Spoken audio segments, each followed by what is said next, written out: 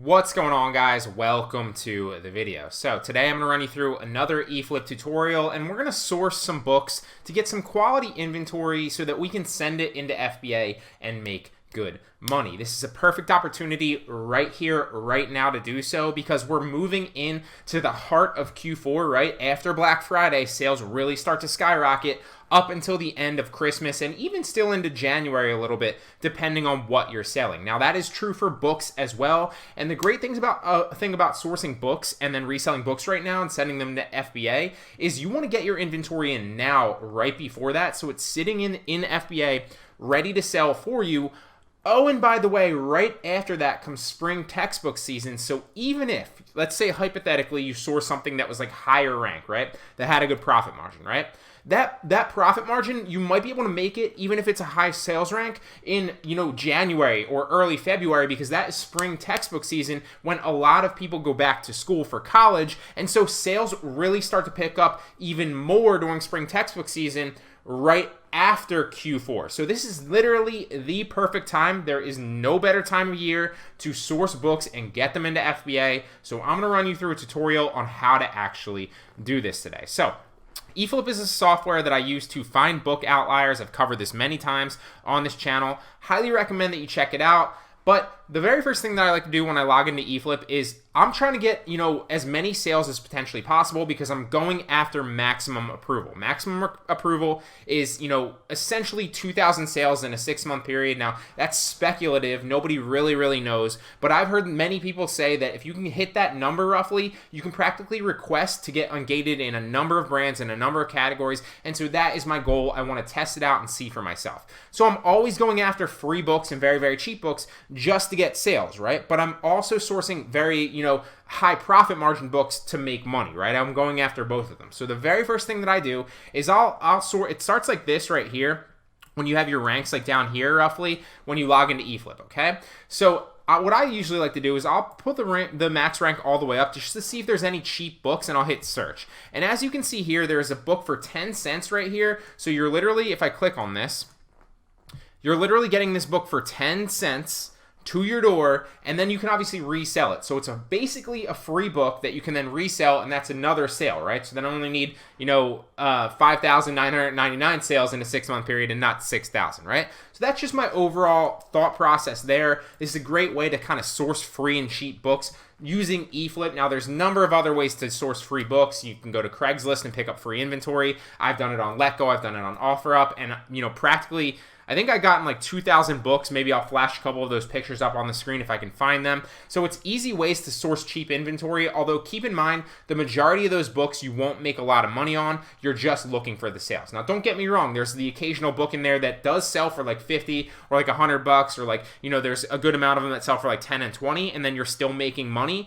But it's a lot of work, and the majority of them, you're breaking even or sometimes even losing money depending on the book. So keep that in mind with the free books. Although I'm not particular, I don't care about losing, like 10 cents on a book here and there, or even, listing them all to make like $1 or $2, because yeah, it's a lot of work, but I'm going after the sales for maximum approval. So just wanted to kind of spitball that there, give you some ideas, something to think about if you want to go that same route. But today I want to show you how to use eFlip to source books to make money, right? Because that's probably 99.9% of what people watching want to see. So what I'm going to do is I'm going to do a number of different things, and I always use these bars right here differently each time I source so that I get different looks on different books each time, right? I want to go after different books, because what I do is I sort this.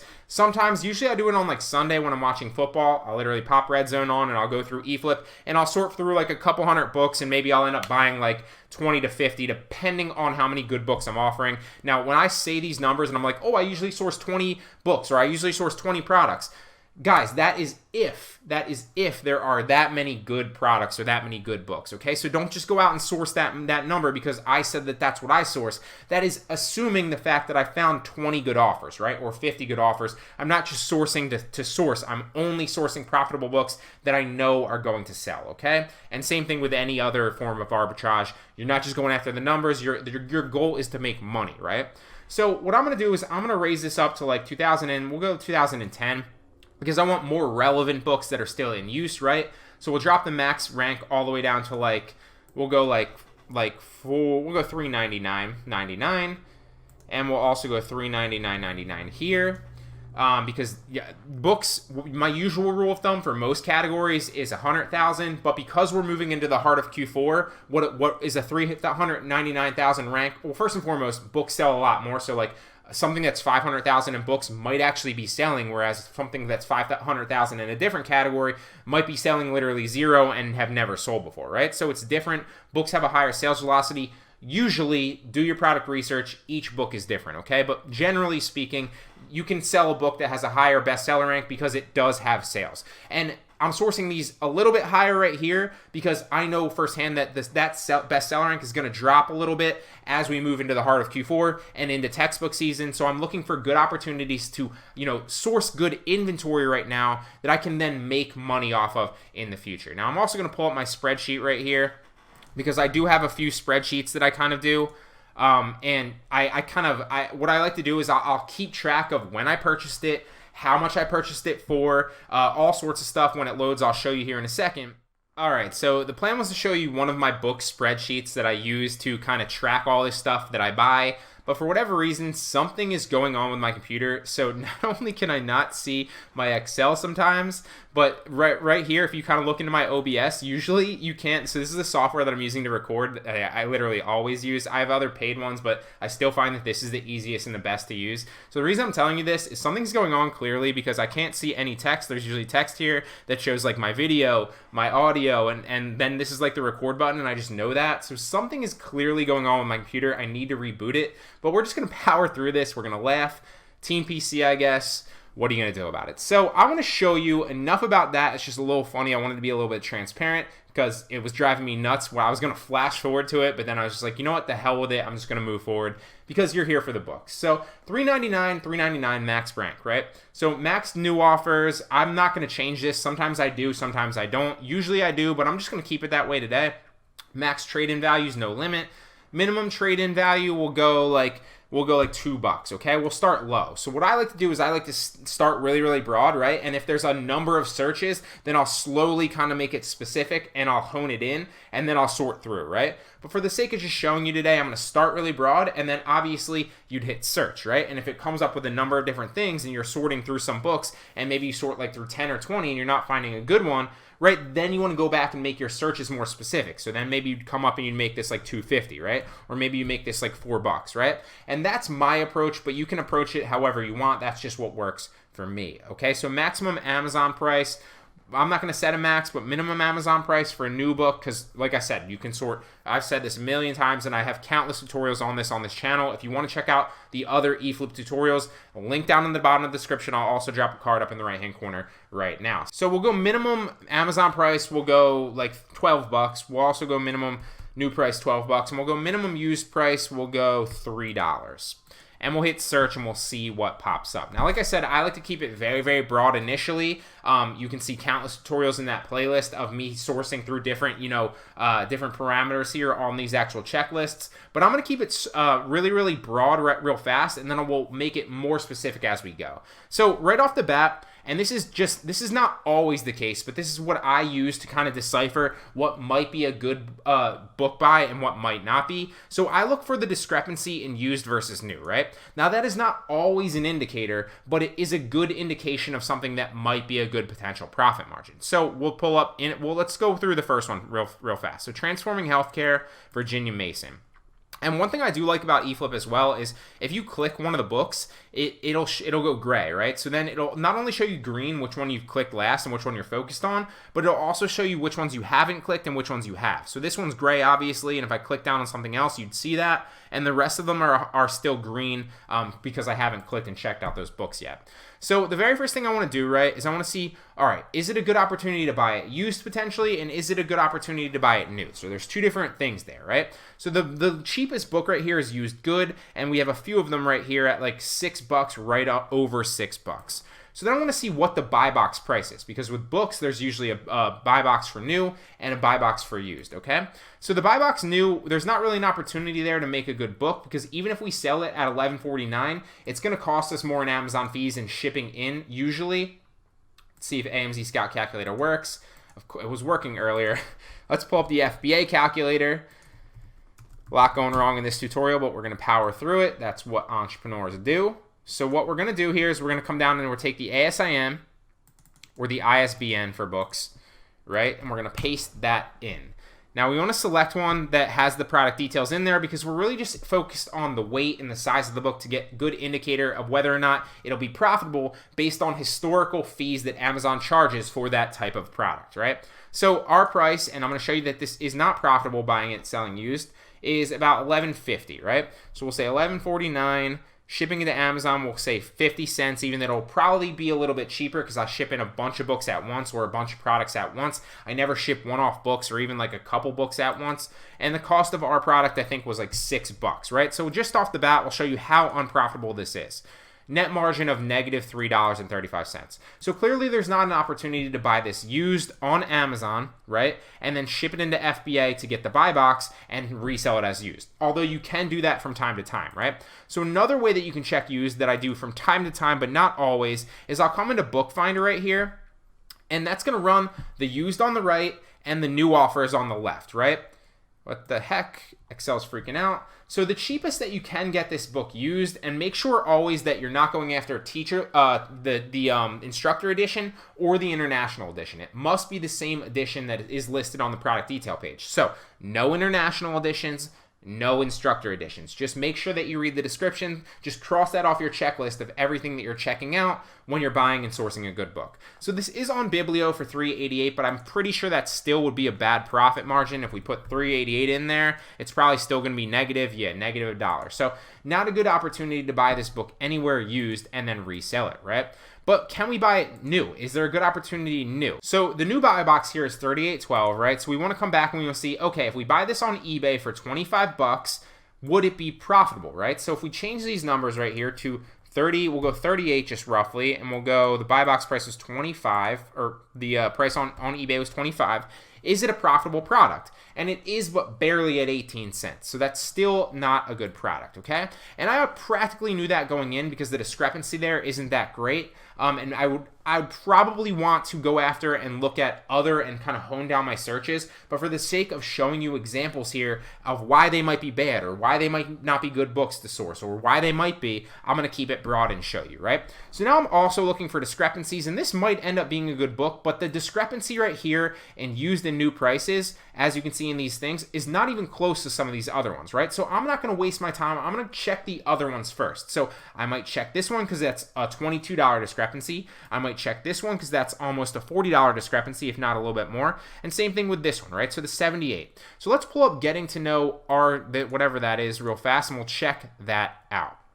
So used very good for $11.98 or roughly 12, maybe almost $13 with tax, right? So then we're going to check the buy boxes, right?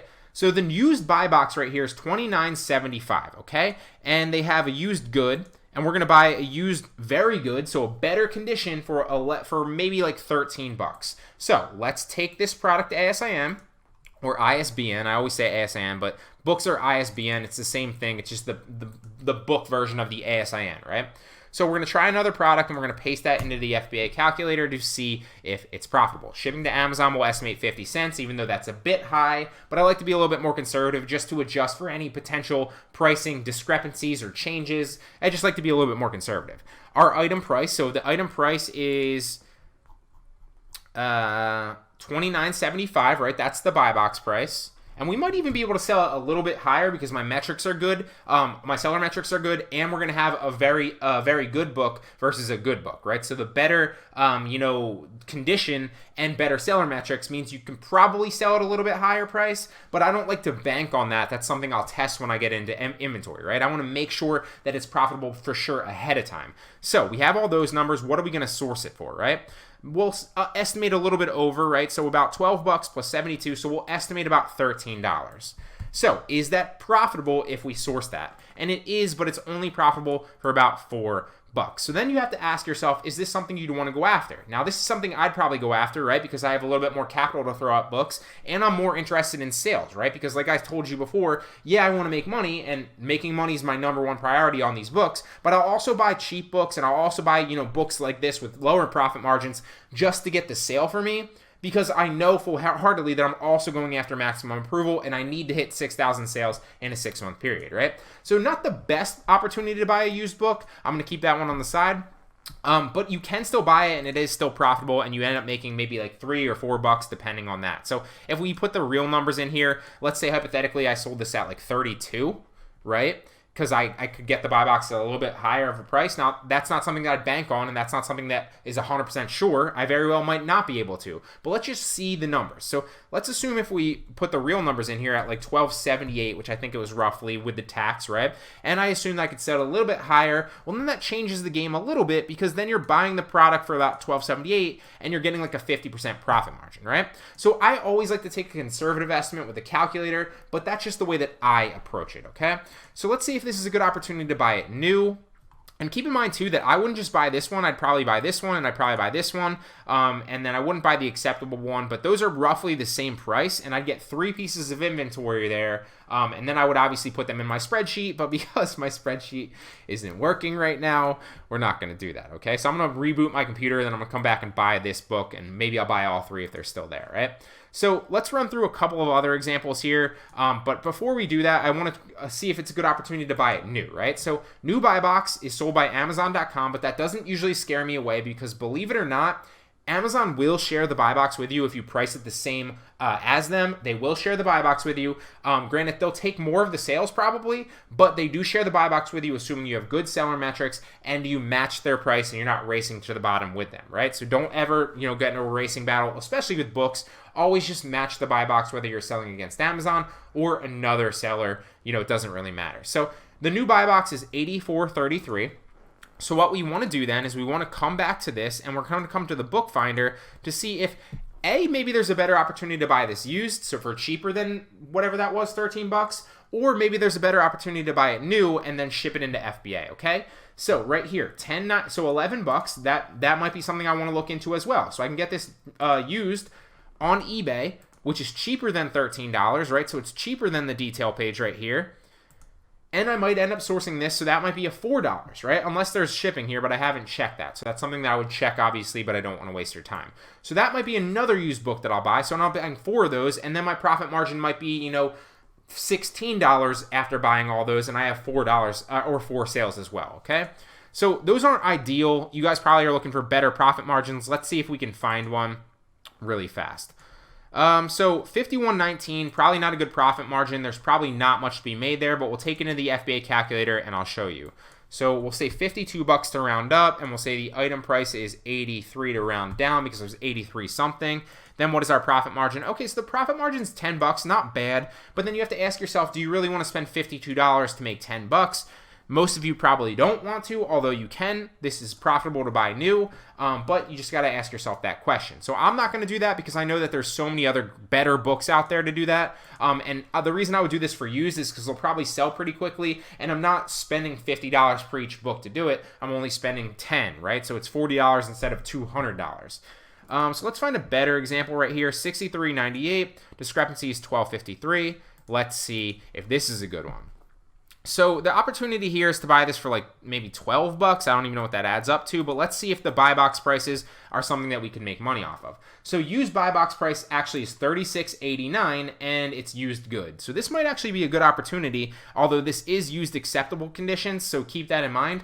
But if you sent this in, the buy box price right now is about $36.89. I've been seeing that if you match the buy box price, they're going to have the buy box more often than not, but you will get potential sales and you will share the buy box even with a slightly lower condition, assuming you have decent seller metrics, okay? So then we want to add this up. That's like $850 plus, so $1250, maybe like, we'll say like $1325 roughly is what you're sourcing it for, right? So we want to get the ASIN of this, or the ISBN, and we're going to try another product, and this might be a good opportunity to show you a one that you can buy used. So we'll say ship to Amazon's 50 cents. Like I always say, it's a little bit high. Cost of our product, I think was $13.25. And the buy box price for used is $36.89. So many tabs up. $36.89, right? So is it profitable? And it is at $10. So this is a great opportunity to buy this book used, and something I literally will buy as well. So let me pull this one over as well, because I would buy it right now after this video, but of course I have to remember the URLs because my Excel is not working, which is still a little bit funny to me. So this is a great opportunity to buy this book for $13.25 and then end up making $9.55 on it. You could also buy this one right here, although your margin would be a little bit lower. And keep that in mind that you could also go back to eFlip and see if there's a good opportunity to buy it used on Bookfinder for even cheaper or roughly the same price and source multiple SKUs of this inventory, right? So here, right here, $12 right here, $12.50, $12.50, $12.50, $12.50, $13.50, all the way down to like 14. So I might end up buying all of these right here, depending on the sales rank of this. So I might end up with 6, right there, 7 plus maybe 2 more right here. So we're end up getting it roughly each one that might average out to like 12 or $12.50, right? So if we come back in, right, and we say the average here is $12.50, we're gonna have a profit margin of about $10. So we'll take this conservative estimate and say $10. I was going to get the calculator, but we don't even need the calculator for that calculation, right? So I think it was 7 total right here plus 8, 9. So then it ends up being $90 profit margin just for buying 9 books. But let's make sure that this actually has a good sales history right here. So it does. 59,000 in books, sells pretty well. Let's see if Jungle Scout's working, since my computer clearly isn't working right now. This is getting ridiculous. I might have to just buy a brand new computer. This thing's driving me nuts. So the ISBN, can we sell it? And we can. Boom. So that's a great book that I'm literally going to buy. I'm going to buy 9 of these on all of those, and then that's $90 profit margin for spending maybe $110, $120. So I'm turning $110, $120 into like $220 or $230 or whatever that ends up being, right? I can't do math right now, but you get the picture. So then I want to see firsthand, I'm going to show you another example. Is this a good opportunity to buy this new, right? So we already deemed that I'm going to buy 9 of these copies used. So the new buy box is $79.19. Is there a good opportunity to buy it new? And there's not a good opportunity to buy it new because the cheapest new right here is $60. So what I want to say about this too is you can find good margins used, but a lot of times you're going to find lower risk margins used, right? So like the perfect example, like I just showed you, is like spending like 10 or 12 bucks to make another 10 or 12 bucks, right? So it's like practically getting 100% return, if not a little bit lower on your investment, and you're only spending like 10 or 20 bucks, right? With the new books, you're going to have to sort through a number of books, but all you need to do is find one or 2 or maybe like 10 books to really scale up, and then your margins are going to be like 20 or 50 or sometimes $150 on new books. So newer side of things is more marginal, right? You're going to have more profit margin, but you're going to have to spend more on the books to get into that profit margin. Whereas on the used side of things, you don't have to spend as much, but you're not going to make as much in your margin. So it just depends on whether you want lower risk and lower returns or higher risk and higher returns. But if you're vetting your books, they will definitely sell, especially this time of year, because we're moving into the heart of Q4 and we're also moving into spring textbook season in January and February. Okay, so use this tutorial. Go out and test eFlip for yourself. I believe that there's like a 30-day trial or a 15-day trial, and then it's super cheap after that. I think it's like $70 a month. So if you can source just one book that's going to pay for that, then the rest of your month is 100% profit. And